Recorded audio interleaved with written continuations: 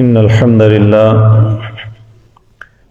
نحمده ونصلي على رسوله الكريم أما بعد أعوذ بالله السميع العليم من الشيطان الرجيم بسم الله الرحمن الرحيم يا أيها الذين آمنوا كونوا قوامين بالقسط شهداء لله ولو على أنفسكم أو الوالدين والأقربين إن يكن غنيا أو فقيرا فالله أولى بهما فلا تتبعوا الهوى أن تعدلوا وَإِن تَلْوُوا أَوْ تُعْرِضُوا فَإِنَّ اللَّهَ كَانَ بِمَا تَعْمَلُونَ خَبِيرًا۔ حضرات محترم، قرآن کریم کی یہ آیت ایک ایسی مارقۃ الآراء آیت ہے۔ دنیا کا کوئی بھی معاشرہ اگر صرف اس ایک آیت پہ عمل کر لے تو اس میں کوئی شخص بددیانتی، خیانت یا زیادتی نہیں کر سکتا۔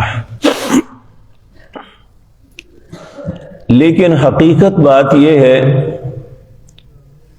کہ ہم میں سے 99% لوگ اس آیت کے یا زبانی انکاری ہیں یا عملاً انکاری ہیں۔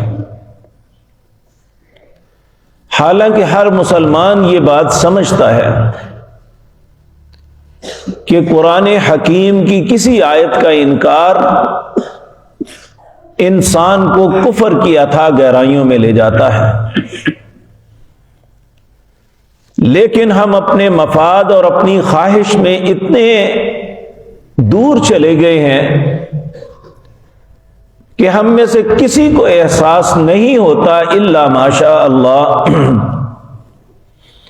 کہ اللہ نے ہمیں حکم کیا دیا ہے، ہم کر کیا رہے ہیں۔ اس آیت میں کیا حکم ہے؟ اللہ اہل ایمان کو حکم دے رہے ہیں، یا ایھا الذین آمنوا، اے لوگو جو ایمان لائے ہو، کونوا قوامین بالقسط شہداء للہ، کونوا ہو جاؤ قوامین کھڑے ہونے والے، بالقسط انصاف کے ساتھ، شہداء للہ اللہ کے لیے شہادت دو۔ کس کے خلاف؟ ولو علی انفسکم، اگر تمہیں اپنے خلاف شہادت دینی پڑے تو اللہ کے لیے دے دو۔ اب سوال یہ پیدا ہوتا ہے کہ ہم جیسا انسان جو اپنے آپ کو بڑے دانا سمجھتے ہیں، ہم یہ کہیں گے کہ اپنے خلاف کون شہادت دے گا جی؟ جن لوگوں کی رسول اللہ نے تربیت کی تھی انہوں نے ایسا کیا۔ اللہ نے صحابہ کو ویسے عزت نہیں دی تھی، انہوں نے اپنا کردار قرآن کے مطابق بنایا تھا۔ ہمیں کئی ایسی مثالیں ملتی ہیں، انسان غلطی ہوتی ہے اور وہ پردوں کے اندر ہوتی ہے، کسی کو نہیں پتا، لیکن جب اس کے ضمیر اسے ملامت کرتا ہے تو وہ خود عدالت نبوی صلی اللہ علیہ وسلم میں حاضر ہو کے کہتا ہے مجھ پہ حد لگائیے، میں نے یہ غلطی کی ہے، مجھے سزا دیجیے۔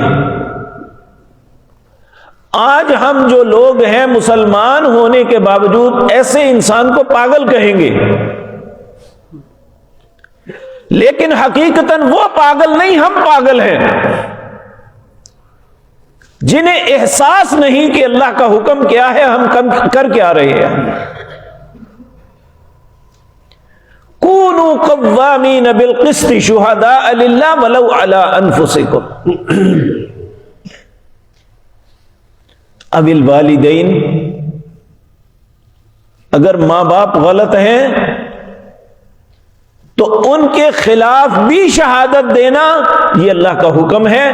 یہ نہیں کہ ماں باپ ہیں جی ان کا احترام ہے اس لیے جو وہ غلط کریں یا صحیح ہم نے ان کے حق میں ہی بولنا ہے۔ والاقربین، اسی طرح رشتہ دار. اور ہم نے تو ایک کفری عقیدہ بنایا ہوا ہے کہ دھڑا ایمان ہوتا ہے جی. اب کسی سیاسی دھڑے سے وابستہ ہیں، کسی مذہبی دھڑے سے وابستہ ہیں، یا کسی برادری کے ساتھ منسلک ہیں. ہم نے اپنوں کے خلاف نہیں بولنا، چاہے وہ کتنے ہی غلط کیوں نہ ہو، اور دوسرا کتنا ہی اچھا کیوں نہ ہو، ہم نے اس کے خلاف ضرور بولنا ہے، ضرور اسے برا کہنا ہے. اور آپ دیکھ لیں، میں بھی اپنے دل کو ٹٹول لوں، آپ بھی، کون ہے جو اس آیت پہ عمل کر رہا ہے؟ جبکہ اللہ رب العزت اہل ایمان کو حکمن کہہ رہے ہیں، یا ایھا الذین آمنوا، اے لوگوں جو ایمان لائے ہو، کونوا، ہو جو قوامین، کھڑے ہونے والے، بالقسط، انصاف کے ساتھ، شہداء للہ، اللہ کے لیے شہادت دو، ولو علی انفسکم، اگر تمہیں اپنی جان کے خلاف دینی پڑے، او الوالدین، والدین کے خلاف دینی پڑے، والاقربین، کتنا ہی قریبی کیوں نہیں اس کے خلاف شہادت دینی پڑے تو ضرور دو. اسی طرح اگر ہماری شہادت کسی ایسے انسان کے حق میں جاتی ہے جسے ہم اچھا ہی نہیں سمجھتے، تو پھر بھی شہادت کو چھپانا بہت بڑا گناہ ہے. ہمیں پتہ ہے کہ یہ بندہ غلط نہیں ہے، جو اس پہ الزام لگ رہا ہے وہ ایسا نہیں ہے، لیکن ہم تماشا اس لیے دیکھتے ہیں کہ ہمارا مخالف ہے، چلو اس کی بے عزتی ہو رہی ہے، یا وہ پھنس رہا ہے، پھنستا رہے، ہمارا کیا جائے گا. یہ بظاہر میں اور آپ سمجھتے ہیں گناہ نہیں ہے، لیکن ہم کبیرہ گناہ کے مرتکب ہو رہے ہیں. اور شہادت، صحیح شہادت کو چھپانا، جھوٹی شہادت دینا، یہ اللہ کی لعنت کا سبب ہے. سچی شہادت کو چھپا جانا اور جھوٹی شہادت دینا، یہ دونوں ہی اللہ کی لعنت کا سبب ہے. آج ہمارے معاشرے کی بربادی کی سب سے بڑی وجہ ہی یہ ہے کہ ہم نے اللہ کے اس حکم کو فراموش کر دیا ہے. آگے اللہ فرماتے ہیں، بعض اوقات کسی کی غریبی دیکھ کے ترس آ جاتا ہے، بعض اوقات کسی کی امیری دیکھ کے مرعوب ہو جاتا ہے. اللہ فرماتے ہیں، ان یکن غنیا او فقیرا فاللہ اولی بہما، کوئی غنی ہے یا فقیر، کوئی منصب دار ہے یا مزدور، نہ تو کسی کی غربت یا مزدوری پہ ترس کھانا ہے اور نہ کسی کی عمارت میں مرعوب ہونا ہے. جو حق بات ہے وہ کہنی ہے.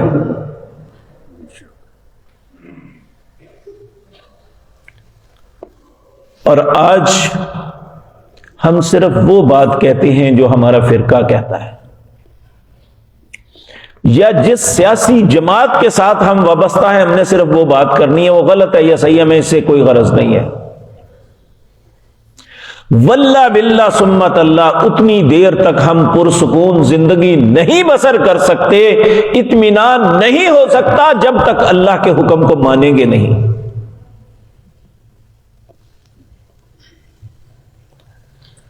تو اللہ رب العزت فرماتے ہیں، وَلَا تَتَّبِعُوا الْحَوَىٰ، اپنی خواہش کی اتباع نہ کرنا. خواہش تو یہی ہے نا کہ میرا باپ بچ جائے، میرا بیٹا بچ جائے، میرا بھائی بچ جائے، چاہے اس کے لیے قسم دینی پڑے، قرآن اٹھانا پڑے، سب کچھ کر جاتے، جبکہ ہمیں احساس ہوتا ہے کہ غلط ہیں ہم.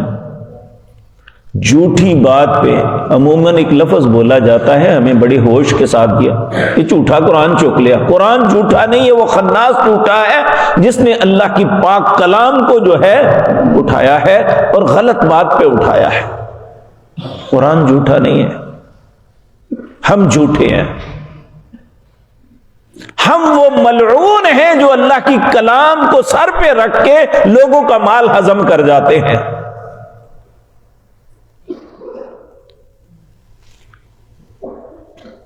تو اللہ رب العزت فرماتے ہیں وَإِن تَلْوُوا أَوْ تُعْرِضُوا، تلوو کہتے ہیں کسی کی طرف ملان ہونا، تعرضوا کہتے ہیں کسی سے نفرت ہونا، نہ کسی کی محبت میں اور نہ کسی کی نفرت میں غلط نہ کرنا، عدل کرنا۔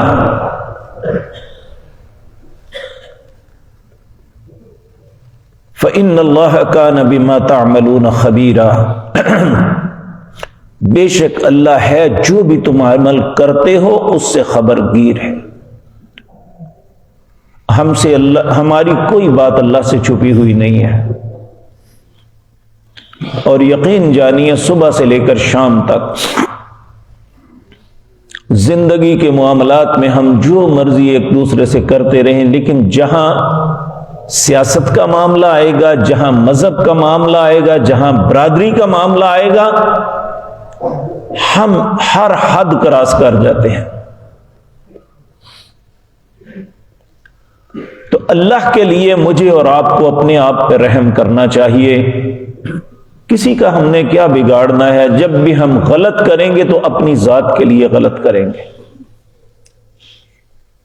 کسی کا کچھ نہیں بگڑے گا۔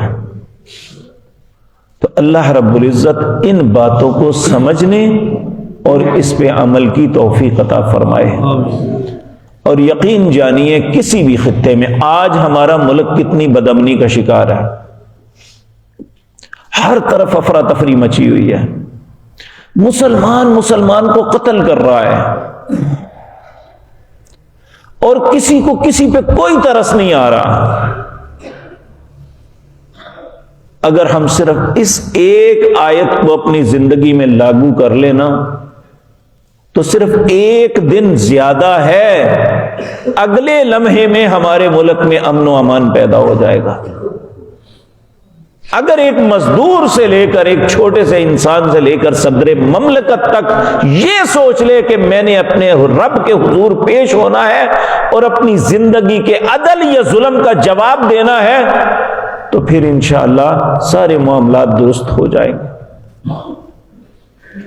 ہم دوسرے پہ تنقید تو بڑی آسانی سے کر لیتے ہیں، لیکن اپنی ذات پہ نہیں سوچتے کہ میں کیا کر رہا ہوں۔ اور یہ بات یاد رکھیں، ہم میں سے ہر انسان اپنے معاشرے کے اندر کوئی نہ کوئی کردار ادا کر رہا ہے، یا ہم اپنے معاشرے میں گند ڈال رہے ہیں یا اپنے معاشرے کی اصلاح کر رہے ہیں، یہ ہم اپنے کردار میں خود جھانک کے دیکھ لیں۔ اگر اپنے معاشرے کی اصلاح میں ہمارا حصہ ہے تو اللہ کے ہاں معافی کی توقع رکھیں، اگر اپنے معاشرے میں گند ڈال رہے ہیں تو اس کا جواب ضرور دینا پڑے گا۔ تو اللہ رب العزت ہمیں سمجھ عطا فرمائے۔ یہ حقیقت بات یہ ہے کہ سورۃ ملک میں ہم انشاءاللہ پڑھیں گے 29ویں پارے میں، جب بہت سے بد نصیبوں کو گھسیٹ کے جہنم کی طرف لے جایا جائے گا نا، حسرت اور افسوس کے ساتھ کہیں گے قالوا لو كنا نسمع او نعقل ما كنا في اصحاب السعیر، کاش ہم بات کو سن کے عقل کر جاتے، آج جہنم والوں میں نہ ہوتے۔ تو اس وقت پھر اس حسرت اور افسوس کا فائدہ نہیں ہوگا۔ آج اگر ہم اپنی اصلاح کر لیں تو یقینی بات ہے ہم دنیا اور آخرت کی بد نصیبی اور بدبختی سے بچ جائیں گے۔ اللہ ہم سب کی حفاظت فرمائے۔ اقول قولی ھذا واستغفر اللہ۔